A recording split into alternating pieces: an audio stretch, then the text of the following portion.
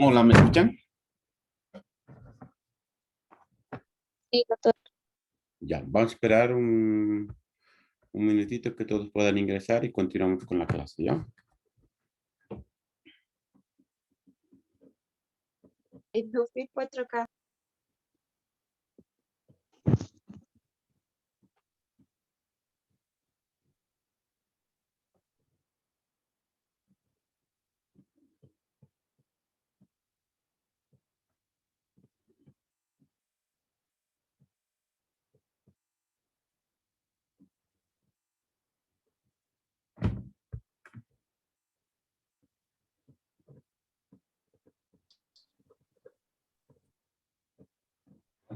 ¿Cómo estamos? ¿Ya estamos?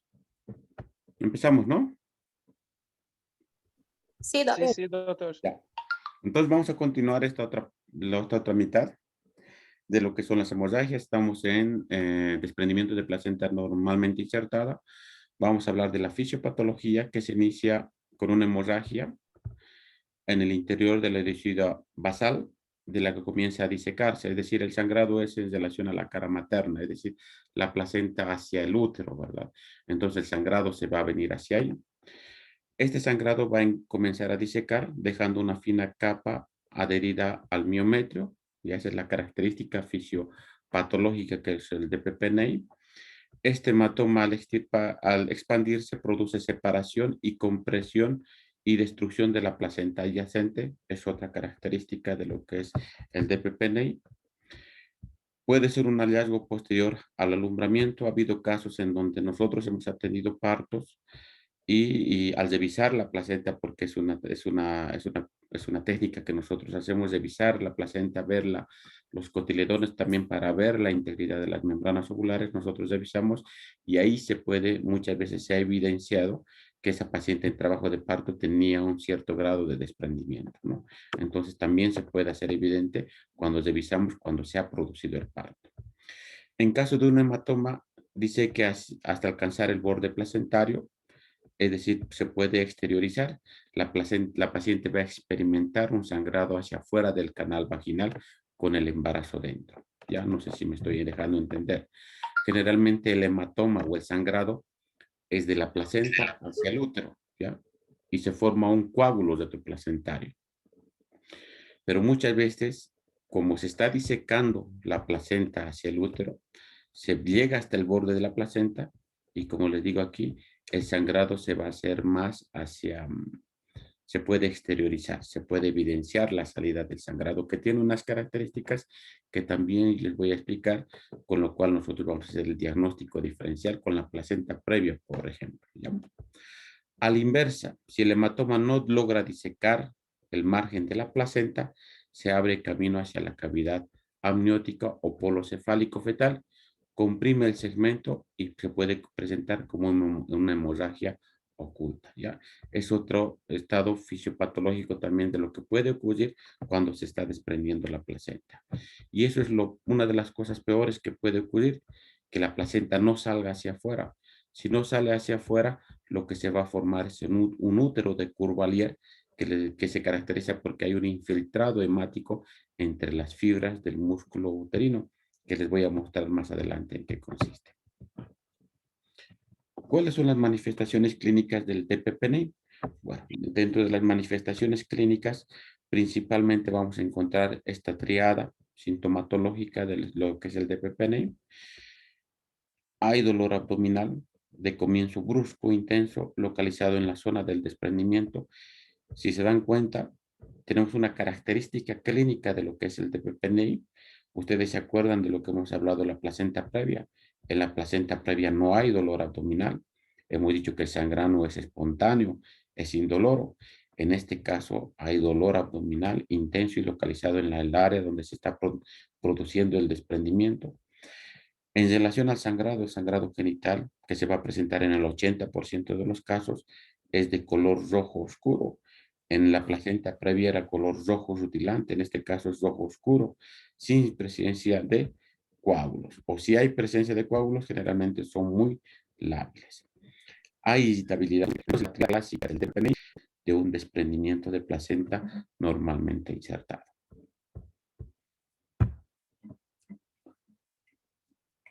Para hacer el diagnóstico, bueno, la parte clínica y el interrogatorio es muy importante. A la anamnesis y el examen físico, la paciente va a referir ginecorragia, es decir, sangrado de inicio agudo asociado a dolor abdominal en un 78% de los casos, ya les había mencionado. La sangre es de color rojo oscuro, de inicio súbito, rápido. La cuantía no tiene una buena correlación con la gravedad del cuadro.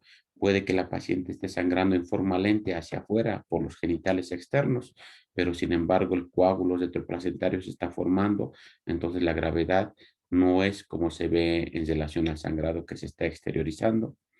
El dolor abdominal se produce por la presencia de sangre en la decidua basal, que va a ser al final la que va a estimular las contracciones uterinas. ¿Ya?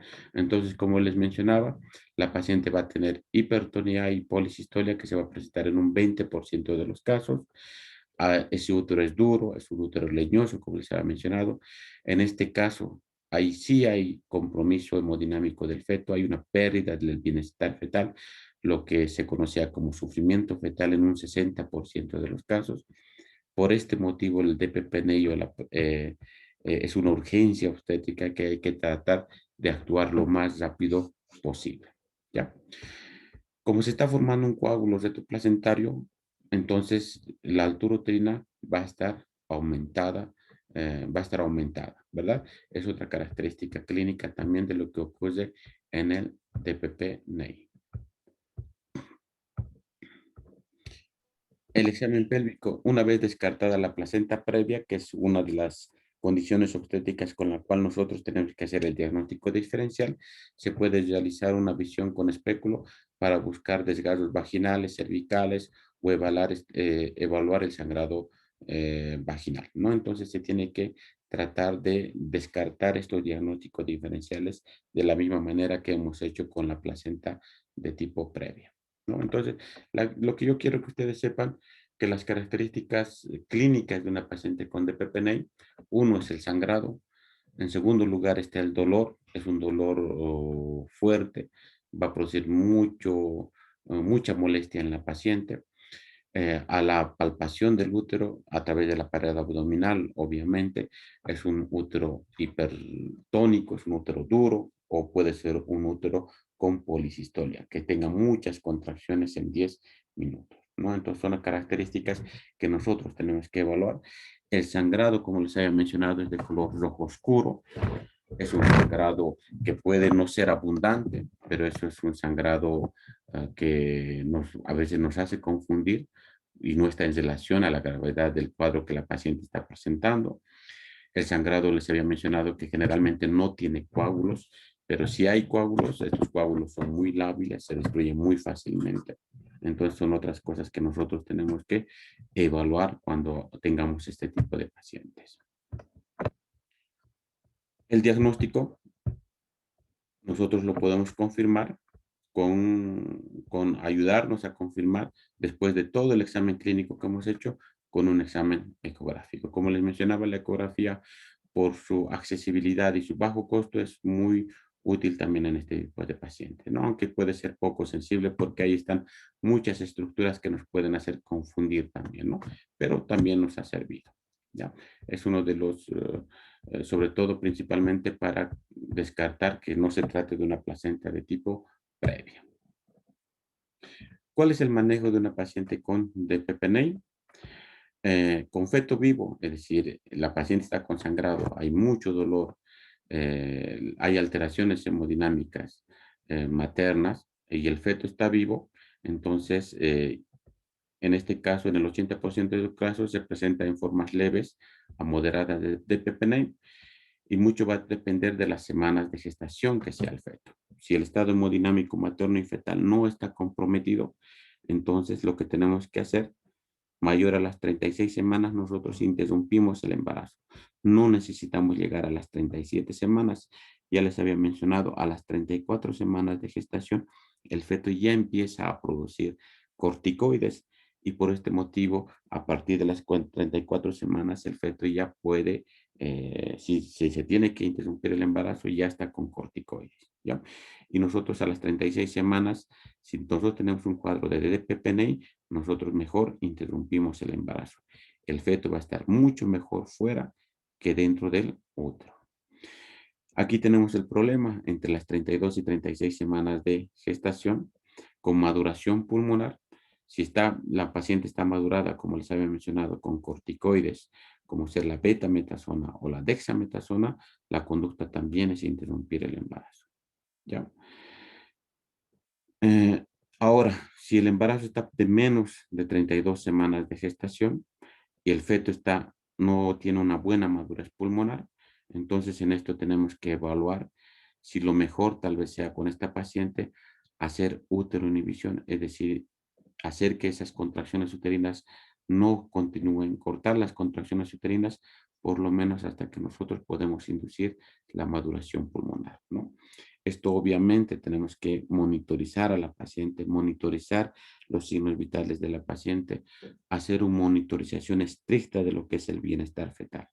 Si nosotros tenemos una madre y un feto hemodinámicamente estables, nosotros podemos hacer tocólisis, es decir, uteroinhibir y madurar los pulmones cuando los embarazos son de menos de 31 semanas de gestación y con una vigilancia estricta tanto materno como fetal.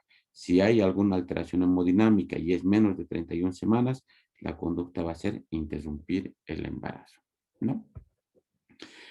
Pacientes con un útero hipertónico, es decir, un útero duro, leñoso, el desprendimiento es probablemente grande, pero inferior a un 50% y la posibilidad de sufrimiento fetal el 90%. Entonces, en estos casos ya estamos hablando de que la alteración hemodinámica es muy elevada. En estos casos de un útero hipertónico, como estamos viendo aquí, la conducta es interrumpir el embarazo. Y la mejor vía de interrumpir el embarazo por la alteración hemodinámica que hay, ya sea materno o fetal, es directamente hacer una operación cesárea, ¿ya? Pero si es una paciente que está con un trabajo de parto ya avanzado, con 9, 10 centímetros de dilatación, entonces la conducta va a ser interrumpir el embarazo por un parto vaginal. Pero esto es relativo, ¿verdad? Si hay sufrimiento fetal y el estado hemodinámico de la paciente no es el adecuado, inmediatamente mejor es interrumpir el embarazo por una operación cesárea, que es lo más rápido, ¿verdad? En 10 minutos la paciente ya está, el feto ya está fuera del útero y la paciente está también sin la placenta dentro, ¿no? Y ya se puede corregir este problema que se está presentando aquí. ¿Qué pasa si el feto se ha muerto? Es una de las consecuencias del DPPNI, por eso hay que actuar en forma rápida para evitar que el feto se muera, porque si el feto se desprende la placenta más del 40-50%, entonces ahí puede haber muerte fetal. El óbito fetal, la muerte fetal es un indicador de gravedad del cuadro. El desprendimiento placentario es superior a un 50%, entonces en este caso ya es incompatible con la vida, muchas veces dicen.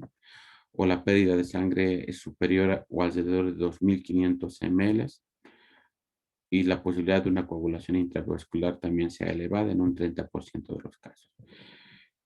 Se debe favorecer un parto vaginal en este tipo de pacientes si las condiciones hemodinámicas, ya no fetales porque el feto se ha muerto, si las condiciones hemodinámicas son adecuadas para la madre, intentar el parto por vía vaginal es lo mejor que se puede hacer. ¿Ya? Entonces, en estos casos, entonces la conducta es interrumpir el embarazo. Y como se ha mencionado, si las condiciones hemodinámicas son favorables para la madre, interrumpir el parto por vía vaginal va a ser lo mejor. Aquí tenemos unas imágenes. Es un paciente, un feto. Se ve en el desprendimiento ocurrido a este nivel. Se ha producido el hematoma retroplacentario, ha llegado al borde de la placenta, entonces el sangrado se va a exteriorizar. Nosotros podemos ver el sangrado, que ya se había mencionado que el sangrado es rojo oscuro, con o sin presencia de coágulos. Hay mucho dolor en la paciente, pero si el sangrado o el hematoma no ha llegado al borde de la placenta, el sangrado se va a formar este hematoma retroplacentario. No se va a evidenciar sangrado por la vagina. Va a haber un aumento del tamaño de la altura uterina, ¿verdad? Porque se está formando el coágulo retroplacentario. como este sangrado no tiene dónde ir, no está saliendo hacia afuera, lo que hace el sangrado se empieza a infiltrar, se empieza a entrar dentro de lo que es las fibras musculares del útero, ¿verdad? Entonces, ahí va a producir una complicación que vamos a ver más adelante, que es el útero de Courvalier, que muchas veces, si es muy grande el infiltrado, nosotros interrumpimos el embarazo y al mismo tiempo tenemos que hacer una histerectomía, porque el útero por este infiltrado que está aquí sangra, sangra, sangra, no para de sangrar, y lo que se tiene que hacer es una histerectomía, como les había mencionado. Y esto es lo que les mencionaba, Doutor, el útero. Dime. isso seria então, no caso, igual a hacer la curetaje, ¿no? La raspagem del útero, ¿sería? ¿El útero de Courvalier? No. En el útero Ah, de Courvalier, es decir, la sangre se sí, introduce dentro del útero, ¿verdad? En ese caso no se puede hacer un raspaje porque no vas a sacar nada. Lo que ha ocurrido es que se ha introducido sangre entre las fibras musculares del útero y haciendo un raspaje no vamos a solucionar ese problema, ¿no? No sé si respondí o cuál era tu pregunta. A ver, dime. sí, sí, sí, hace la raspaje sería. Sí, no. El raspaje en este tipo de pacientes no se puede solucionar, más bien agravaríamos más el cuadro. Si es un útero de Courvalier, como vamos a ver en las imágenes más adelante, es un estado donde el útero se contrae duro, pero igual la paciente sigue sangrando porque se ha infiltrado, la sangre se ha introducido dentro de las fibras musculares y el objetivo de que el útero se ponga duro cuando ha nacido el bebé es que normalmente es que los vasos sanguíneos que están entre las fibras musculares se aprieten, es decir, hace una hemostasia. Por eso se llama el globo de seguridad de Pinar. Ustedes han debido escuchar. El útero se pone duro, hace hemostasia de estos vasos sanguíneos y deja de sangrar la paciente. Pero en el útero de Courvalier, como hay un infiltrado de sangre dentro de la musculatura del útero, aunque las fibras musculares estén bien contraídas, el útero esté con buen globo de seguridad de Pinar, igual va a seguir sangrando, porque este infiltrado hemático que se ha introducido va a evitar que estos vasos puedan cerrarse en forma adecuada y por eso la hemorragia en las pacientes continúa. Por este motivo, muchas veces se hace, como en este caso, una histerectomía. Sacamos todo lo que es el útero, ¿no? Se llama histerectomía de tipo obstétrica. Es una, es una complicación que se puede dar y es muy frecuente en las pacientes con desprendimiento de placenta normalmente insertada. ¿Ya? Entonces, el útero de Courvalier puede haber extravasación diseminada de sangre hacia la musculatura uterina, como les mencionaba, por debajo de la serosa del útero. Fue descrita por Courvalier aproximadamente en el año 1900 como apoplejía uteroplacentaria, también así se la conoce. Entonces, su incidencia totalmente no es muy precisa, porque como les había mencionado, generalmente hay muchas pacientes que hacen desprendimiento y no nos hemos dado cuenta. Cuando nos damos cuenta, cuando sale el feto, sale la placenta y al revisar la placenta evidenciamos que sí había un coágulo o a nivel del lecho placentario. Entonces, por este motivo, la incidencia de los úteros de Courvalier mucho no está registrado. ¿Ya? Este es el útero de Courvalier. Vamos a ver más imágenes. Miren aquí. Es una paciente. Aquí está el feto. Entonces se ha desprendido la placenta. Este sangrado empieza a infiltrarse. Miren, este es un útero. Aquí está un ovario. Entonces el útero se puede evidenciar con este infiltrado a todo lado. Entonces, este infiltrado, sangre que se introduce dentro de la musculatura del útero, evita que el útero pueda hacer una hemostasia de los vasos sanguíneos y la paciente sigue sangrando. Miren, este es un útero donde se ha cortado por el medio. Aquí está el cervix y se ven coágulos placentario. Ahí se puede evidenciar.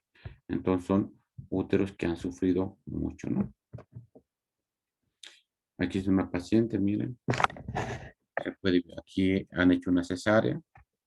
Entonces han sacado el útero, han exteriorizado y lo que se evidencia es estas áreas de infiltración hemática. De la misma manera, miren, han cortado aquí Han sacado la placenta y se fue el coágulo retroplacentario, ¿no? Entonces, de la misma manera aquí, aquí también, ¿no? Entonces, una complicación de lo que es el DPPNI, el útero de Curvalida. Ya. Hasta aquí, ¿alguna pregunta en cuanto a lo que es el desprendimiento de placenta normalmente insertada? No, doctor. Muy bien. Ya. No, doctor, está claro. Ya. Vamos a quedar hasta aquí. No les voy a meter mucho con lo que es hemorragias de la segunda mitad del embarazo. Hoy día hemos visto dos temas, que uno es placenta previa y otro es el DPPNI.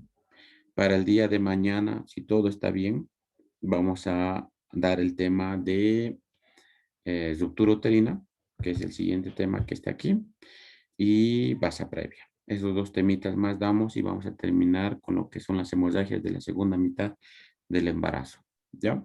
Y para el día viernes vamos a avanzar, bueno, los temas que van a entrar les voy a dictar. Bueno, hemos avanzado semiología y diagnóstico del embarazo, hemos avanzado aborto, hemos avanzado embarazo ectópico, enfermedad trofoblástica gestacional, les pasé el tema. Hoy día hemos avanzado placenta previa, hemos avanzado desprendimiento de placenta normalmente insertada. Mañana vamos a pasar lo que es ruptura uterina y lo que es basa previa. El día viernes vamos a avanzar amenaza de parto pretérmino. Después vamos a avanzar ruptura prematura de membranas. Vamos a avanzar control prenatal, anatomía del aparato genital femenino. ¿Qué más tenemos que avanzar? Diabetes gestacional. Y vamos a avanzar preeclampsia más, yo creo, porque me han dicho que su examen o los exámenes del primer parcial van a empezar el 8 de marzo, si no estoy equivocado, ¿verdad? Sí, doctor. Entonces, para el primer Creo que parcial, marzo. sí, en marzo, ¿verdad? Entonces ahí van a empezar con el tema, creo que empiezan con pediatría. Y el última materia que ustedes van a dar, o la penúltima, va a ser ginecología o materno-infantil. Entonces vamos a tener mucho tiempo más para seguir avanzando temas para entrar a su primer parcial.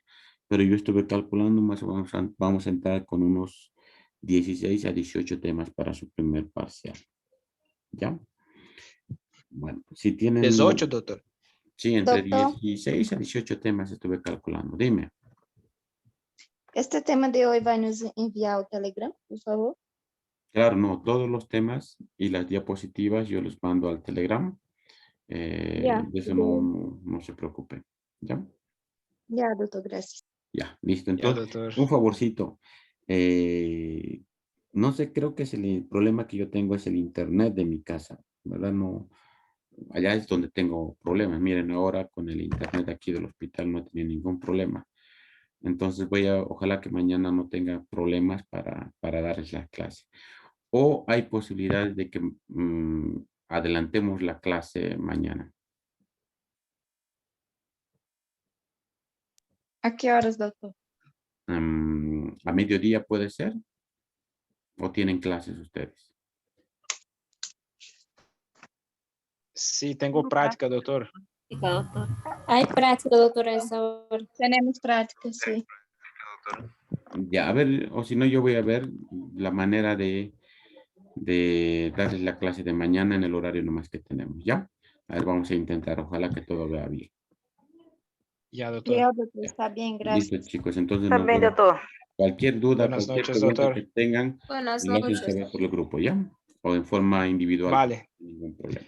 Chao. Ya, doctor, buenas noches. La pregunto. Gracias, doctor. Gracias, doctor. Gracias, buenas noches. Buenas noches, doctor.